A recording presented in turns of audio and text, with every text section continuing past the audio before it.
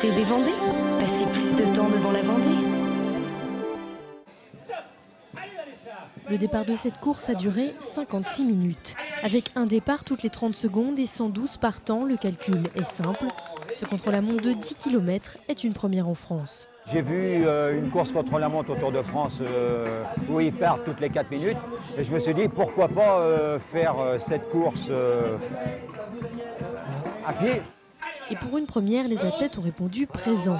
Malgré un parcours peu roulant sur certains passages, la course au chrono a fait rage, le contre-la-montre créant une ambiance de course un peu particulière. On rattrape du monde tout le long du parcours, vu que moi j'étais le dernier à partir. On connaît pas mal de monde, donc les mecs ils encouragent tout le long du parcours. Franchement c'était super. On essaye de rattraper toujours les mecs qui sont juste devant, donc on tape dedans tout le long du parcours. Donc on peut réussir à faire un chrono sur la distance. Le but de cette course aussi, c'est que, étant donné qu'ils partent tous à leur même niveau, ça veut dire que quelqu'un qui va partir en 50 minutes, il va avoir devant lui une personne qui va être en 50 minutes et 1 seconde, et derrière lui 49 minutes et 58 secondes. Il ne va pas vouloir se faire rattraper par la personne qui est derrière, il va se motiver pour rattraper celle qui est devant. Et je pense que là, je trouve ça, enfin moi personnellement, je trouve que c'est génial. Et pour une fois, ce ne sont pas seulement les pointures qui sont citées, tout le monde entend son nom à l'approche du départ.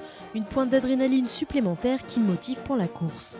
D'avoir des départs différés, ça peut permettre de courir avec des gens qui ont à peu près le même chrono que soi. Donc ça peut être intéressant. Le fait de changer et de ne pas partir en paquet ou dans un gros groupe. Et puis de courir avec son chrono pour se donner des petits défis personnels, quoi. Impossible de connaître les gagnants avant que tous les concurrents aient franchi la ligne d'arrivée. Grâce à un système de puces, les chronos sont donnés en temps réel, histoire de faire durer un peu plus le suspense. Fort de ce premier succès, les organisateurs se sont déjà donné rendez-vous pour une deuxième édition en 2010.